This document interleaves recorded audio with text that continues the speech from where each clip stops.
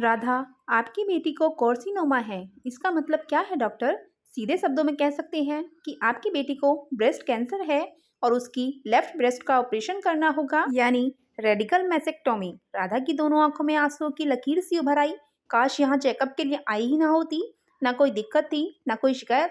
दर्द, बुखार, थकान, कमजोरी कुछ भी नहीं तो था स्वाति को। सिर्फ छोटी सी गांठ महसूस की थी उसने नहाने के बाद। डॉक्टर बिहान सीनियर डॉक्टर हैं, 35 साल का अनुभव है उनके पास। डॉक्टर ने अपने चश्मे के भीतर से राधा से कहा, रेडिकल मैसेक्टोमी यानी बाई ब्रेस्ट को काटना, यानी एक अधूरी औरत। ये सब सोचने से पहले मैं तो यही कहूंगा कि आपकी बेटी का ऑपरेशन जल्दी से जल्दी हो जाना चाहिए। राधा के चेहरे की उदासी और आंसू देखकर डॉक्टर का मन भी भारी हो गया। देखिए, कैंसर कोई असाध्य रोग नहीं है। हमारे हॉस्पिटल में डॉक्टर्स की बेस्ट टीम है। यह आपकी मर्जी है कि आप अपनी बेटी का ऑपरेशन कहाँ करवाएंगी। ऑपरेशन डॉक्टर बिहान ही करेंगे ना? राधा का अविश्वास उसकी आंखों में उतर आया। डॉक्टर बिहान बहुत बिजी रहते हैं, महीने पहले उनका अपॉइंटमेंट लेना पड़ता है। फिर भी मैं कोशिश करूंगा। डॉक्टर बिहान चुप कर राधा और उस डॉक्टर की बात सुन रहे थे। ना चाहते हुए भी उन्हें अपना अतीत याद आने लगा। आखिर कसूर क्या था मेरा?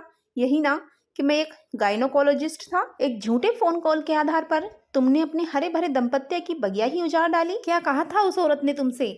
आपके पति चेकअप के वक्त खूबसूरत महिलाओं के साथ जी भरकर मनमानी करते हैं। इसे सीधे शब्दों में बलात्कार कहते हैं। और तुमने विश्वास भी कर लिया, बिना उसका फोन नंबर नोट किए कि वो महिला कौन थी, क्या चाहती थी। इसका मतलब तो यही था ना कि कोई भी तुमको अनाप शनाप बोल देगा और तुम विश्वास कर लोगी। न जाने कितने चक्कर लगा डाले थे तुमने मेरे चैम्बर के, चोरी चोरी दिल्ली के। कितने गायनी डॉक्टरों के पास भी हो गई। कितने झगड़े हुए थे इस प्रसंग को लेकर हम दोनों के बीच। फिर भी मैंने उसे समझाने की पूरी कोशिश की थी। राधा, मुझे समझने की कोशिश करो, मैं गायनोकोलॉजिस्ट हूँ। अच्छा, तो इसलिए औरतों के शरीर से खिलवाड़ करते रहते हो? नहीं, इसलिए क्योंकि मैं समझता हूँ रोग को जड़ से मिटाकर मरीज को स्वस्थ कर देना मेरा एकमात्र फर्ज है। तुम्हारे ये सड़े गले लेक्चर मैं कई बार सुन चुकी हूँ। सीधी सच्ची बात यह है कि मेरा पति किसी पराई औरत का अंग प्रत्यंग टटोले, ये मुझे बर्दाश्त नहीं, हरगिज नहीं। राधा, मैं एक डॉक्टर हूँ। ब्लड यूरिन की जांच करते करते मैं तो न जाने कब का जड़ मशीन बन चुका हूँ। डॉक्टर हो तो क्या हुआ, कोई हिमालय पर्वत के साधु संत तो नहीं हो। चेकअप के वक्त करता धरता तो तुम ही होते हो। तुम चाहे जितनी भी ज्यादती करो, नाजायज हरकतें करो, बेचारी औरत उसे जांच का हिस्सा मानकर चू तक नहीं कर सकती।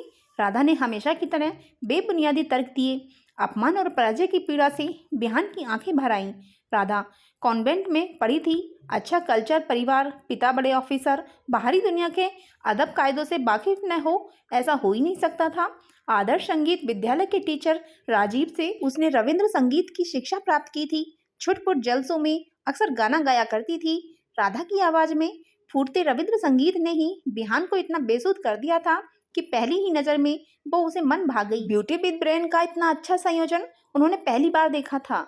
उनके जहन में एक के बाद एक अतीत के कोलाजन कौंधने लगे। पहला कोलाज, इको गार्डन का एकांत कोना, गुलमोहर की छांव, छांव तले बैठे राधा और बिहान। राधा के गुलाब की पंखुड़ियों जैसे होठ अंगुली से गुलाब की छुअन का स्पर्श करते ही वो सम्मोहन से भरने लगी। बिहान एकटक राधा की आंखों में कुछ नायाब सी चीज तलाशते और रोमांचित हो जाते। इस तरह क्या देख रहे हैं आप? राधा का लहजा शरारत से भरा था। मैं तुमसे, ये मैं क्या रखा है? साफ साफ कहिए। राधा, क्या तुम जिंदगी के सफर में मेरे हमसफर बनकर मेरे साथ चलना पसंद करोगी? राधा का सारा संकोच एक पल में ढह गया। पता है ये सुनने के लिए मैं कितनी बेचैन थी। खूबसूरत लम्हों का एक सागर इकट्ठा किया था। राधा ने कई कई जीवन बिहान उन हसीन लम्हों के सहारे बिता सकता था। जब तक उसकी प्रैक्टिस जमती, दोनों जमीन पर बिस्तर बिछाकर सोए। एक एक करके राधा ने घर की सारी चीजें बनाई, बिहान को संवारा, तराशा। किसी को भी उसके सुखी संसार से ईर्ष्या होना स्वाभाविक था। दूसरा कोलाज, शादी के बाद हर दिन बिहान की बाहों में सिमटी राधा का उन्मुक्त और प्यार से सरोबार इजहार, मैं तुम्हारे बिना अधूरी हूँ बिहान। तो क्या उन सारी बातों को कोरी भावुकता कहकर खारिज कर देना चाहिए था? एक दिन राधा खुशी से बिहान की ओर करीब आकर बैठ गई। उसके बालों में उंगलियां फेरते हुई धारा प्रभा बोलती जा रही थी, तुम एक काम क्यों नहीं करते? एक सामान्य डॉक्टर बन जाओ, नर्सिंग होम कोई और डॉक्टर संभाल लेगा। देखो, रुपए पैसे का मुझे कोई लोभ नहीं, हंसते खेलते बस काम चलता रहे। बिहान चुप्पी साधे रहे। उसका गायनोकोलॉजिस्ट बनना एक सुनिश्चित सपना था जो उसने स्टूडेंट लाइफ में उस दिन तय किया था जिस दिन उनकी माँ गर्भाशय के कैंसर से दम तोड़ती अपनी माँ का चेहरा उन्होंने देखा था। गुस्से से दांत पीसते हुए उसने प्रतिज्ञा ली थी कि बड़े होकर वो गायनेक ही बनेंगे। गायनी में गोल्ड मेडल हासिल करके उसने अपनी माँ के नाम पर ये नर्सिंग होम खोला था। राधा खुश थी। अरसे बाद उसे महसूस हो रहा था जैसे उसने बिहान को पा लिया है। बिहान के इस विराग का मतलब था बिहान को अपनी तरह अपने लिए पाना। अचानक किसी ने दरवाजे पर दस्तक दी। चैम्बर से कंपाउंडर आया था बिहान को बुलाने के लिए। पल भर के लिए राधा की रग रग को जैसे करंट छू गया। उधर हैरान परेशान बिहान बिस्तर पर करवटें बदल रहे थे। मिनट भर बाद दरवाजे पर दोबारा घंटी बजी। बमुश्किल कंपाउंडर ने अंदर झांकते हुए खबर दी, नर्सिंग होम में एमएलए साहब की बहन का शाम 3 बजे सिजेरियन होना है। एबॉर्शन केस है, सब कुछ रेडी है। बिहान हड़बड़ाई मुद्रा में उठे और कंपाउंडर की तरफ मुखातिब हुए। आता हूँ, तुम चलो। राधा नागिन की तरह फुंफुराती सोचती रह गई। लाख प्यार का दंभ भरे पुरुष, लेकिन उसके अंदर का मैं कभी नहीं मरता। कॉलेज में कितने लड़के उस पर जान छिड़कते थे, लेकिन उसने बिहान को ही चुना। इस कदर पागलपन के समर्पण का क्या प्रतिफल दिया। राधा की दोनों बड़ी बहनों ने उसे समझाया, दुनिया के तमाम डॉक्टर चरित्रहीन नहीं होते। इस सिलसिले में हद से बाहर बिल्कुल मत जाना। छोटी बहन पूजा ने भी आगाह किया, तू तो नीरी पागल है दीदी। जीजा जी को 24 घंटे अपनी नज़रों के सामने रखना चाहती है। जरा सा दूर हुए नहीं कि तेरा दिल धक धक करने लगता है। ऐसा मत कर। वो समझ ही नहीं पाई कि राधा की नफरत के दाल पत्ते बढ़कर विशाल वृक्ष बन चुके हैं। लेकिन बिहान समझ रहा था कि राधा के भीतर एक और राधा अवतरित हो रही है। व्यवहार और प्रकृति के स्तर पर इस जानी पहचानी राधा से बिल्कुल अलग। शक के धरातल पर खड़ी राधा को शायद बिहान से सच्चा प्रेम था ही नहीं, जो हमेशा अधिकार की चाहत रखती थी। वो प्यार की इस गंभीरता को कैसे समझती? यदि समझती तो बिहान की तड़पती आत्मा पर बेरहमी से पांव रखकर जाती क्या राजीव के आगोश में? तीसरा कॉलेज। छोटे से कमरे में राजीव का तानपुरा, तबला, हारमोनियम, नोटेशन की कॉपी पेन वगैरह बिखरे हुए थे। पंखे की हवा के थपेड़े में कैलेंडर के पन्ने फड़फड़ा रहे थे। उड़के हुए दरवाजे पर जरा सा धक्का देते ही दरवाजा खुल गया। राधा अंदर आई तो राजीव का चौंक जाना स्वाभाविक था, जिसे हजारों खत लिखने के बावजूद पिघलाया न जा सका। उसी राधा का अचानक आगमन हो गया। राजीव ने बमुश्किल खुद को संभालते हुए पास रखी कुर्सी को झाड़ पोंछ कर राधा को बैठने के लिए आगे सरका दिया। घबराहट के मारे उसका गला सूख रहा था। उधर राधा की हालत बूंद बूंद पानी के लिए तरस रही थी।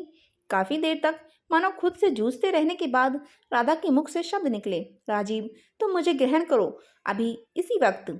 ऐसे आबाक कर देने वाले अश्लील प्रस्ताव से राजीव की हालत ऐसी हो गई मानो किसी प्रियजन के मृत्यु संवाद से उसे बेहद चौंका दिया हो। उसे अपने कानों पर विश्वास ही नहीं हो रहा था। बेहद परेशान लहजे में उसने राधा को समझाने की कोशिश की, तुम्हारी तबीयत क्या ठीक नहीं है या किसी बात से चोट लगी है? जैसे कोई नागिन फुरफुराती हुई फन काटकर बिल से निकल आई हो। शादी के कुछ दिनों बाद ही जब मेरा पति डॉक्टर की आड़ में अपनी जुबान का स्वाद बदलने के लिए दूसरी औरतों के अंगों से खिलवाड़ कर सकता है, तो मैं क्या लोक लाज के डर से अपना पतिव्रता धर्म निभाती रहूं? उसने एक ही झटके में अपने कंधे पर पड़ा आंचल उतारकर कमरे में खींच लिया। प्यार मोहब्बत सब बेकार की बातें हैं। शादी के 2-4 साल गुजरे नहीं कि मियाँ बीबी दोनों के दिल जुबान का स्वाद बदलने लगता है। लोकलाज से बेजार अंदर ही अंदर दोनों का मन मचलने लगता है। लेकिन मैं ना पर्दे वाली हूँ ना ही डरपोक, इसलिए साफ साफ बात कहने में मेरी जुबान नहीं कांपती। तुम क्या पागल हो गई हो? राजीव ने बमुश्किल कहा। अभी तो नहीं हुई, पर अगर तुमने मुझे धोखा दिया तो जरूर हो जाऊंगी। राजीव और राधा की देह की आग भड़कती और फिर बुझ भी गई। जाती हुई राधा को देखकर राजीव के सीने में हाहाकार उठ गया, क्योंकि उसे सिर्फ यही महसूस हुआ जैसे दो कंकाल भर आपस में टकराए। अब ये रोज का किस्सा बन गया था। एक दिन बिहान ने अपनी भावुकता का गला घोट दिया। निर्णय लिया इस तरह अब और नहीं। आज़ाद कर दिया उसने राधा को और खुद को झोंक दिया किताबों में। मरीजों को दे दी अपनी आहुति। राधा भी अपने 2 साल के दाम्पत्य जीवन को अलविदा कहकर खुश थी। बिहान के सच्चे प्यार की कब्रगाह पर उसने अपने सुख का संसार बनाने वाली राधा का महल आखिर कितने दिनों तक टिक रहा सकता था? लहूलुहान हृदय से निकली आह किसी को कितने दिनों तक सुख दे सकती है? हालांकि दुख सहकर भी बिहान के मुंह से राधा के लिए कभी बद्दुआ नहीं निकली। कोई लाख चाहे प्रिय का सुख, लेकिन प्रकृति सत्य को कुचलने वाले मनुष्य का साथ नहीं दे सकती। बिहान को पता चला राधा दिल्ली की किसी कंपनी में टेलीफोन ऑपरेटर की नौकरी कर रही है और अपनी सारी तनख्वाह गृहस्थी के चूल्हे में झोंक रही थी। राजीव के लिए तो अपना पेट पालना ही मुश्किल था। अब तो बेटी का दायित्व भी था दोनों पर। अब मैं भी स्त्री रोग विशेषज्ञ हूँ। अपनी देहरी पर बेटी के इलाज के लिए भीख मांगती राधा से बिहान ने कहा।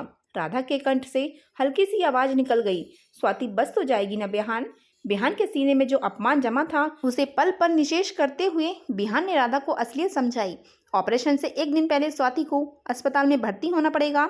छाती का एक्सरे, खून टेस्ट, ईसीजी और जाने क्या क्या। डॉक्टर पहले लंप को निकाल कर कोल्ड सेक्शन टेस्ट करेंगी। इसके लिए उन्हें तुम्हारी बेटी को छूना पड़ेगा। 45 मिनट तक तुम्हारी बेटी डॉक्टर्स के साथ रहेगी। अगर नोडल्स इन्वॉल्व हुए तो मेजर ऑपरेशन होगा। उसके बाद रेडियोथेरेपी, कीमोथेरेपी भी करनी पड़ेगी। इस दौरान मैं ही नहीं, कई अन्य डॉक्टर भी तुम्हारी बेटी के शरीर को छुएंगे। राधा के दोनों हाथ अपने आप बिहान की हथेलियों में आ गए। आंखें बिहान की भी नम आई। मुझे और शर्मिंदा मत करो बिहान, मैं जान चुकी हूँ कि प्रेम देह का नाम नहीं होता। प्रेम के लिए ईमानदारी भी होनी चाहिए। प्रेम विश्वास का नाम होता है। अपने प्रिय की खुशी के लिए अपनी इच्छाओं का गला घोटना, अपने अरमानों का गला घोटना, सार्थक दाम्पत्य की परिभाषा ही यही है। बिहान की तेज निगाहें शांत माहौल में कहीं दूर कुछ खोज रही थीं। कोल्ड सेक्शन पॉजिटिव, जीवन भर यही सिखाया गया था। पॉजिटिव होना कितनी अच्छी बात है ना, परंतु आज का टेस्ट पॉजिटिव होने का अर्थ कितना भयानक था। 3 घंटे के ऑपरेशन के बाद स्वाति को रिकवरी रूम में लाया गया। ऑपरेशन सफल हुआ था। बाहर बैठी राधा के चेहरे पर चिंता साफ दिखाई दे रही थी। मन थोड़ा स्थिर हुआ तो बिहान राधा को अपने साथ ले गए। एक ट्रे में मांस का लोथड़ा रक्त से सना हुआ था। राधा को एक तेज सी उबकाई आई। वह चक्कर खाकर वहीं गिर गई। बेबस सा सवाल बिहान की ओर झांके जा रहा था। बिहान, एक एहसान और कर दो मुझ पर। किसी से भी स्वाति की बीमारी और ऑपरेशन के बारे में मत बताना। लोग अजीब सी निगाहों से घूरेंगे उसे। लड़की है, तुम समझ रहे हो ना। राधा को आश्वस्त करते हुए उसके कदम फिर से अपने कैबिन की ओर मुड़ गए। राधा को अपने किए पर पछतावा था और वह वहीं बैठी रही। दोस्तों, आपको हमारी ये कहानी कैसी लगी प्लीज कमेंट्स बॉक्स में जरूर बताइएगा। चैनल को सब्सक्राइब करें, वीडियो को लाइक करें। मिलते हैं ऐसी ही नई कहानी के साथ।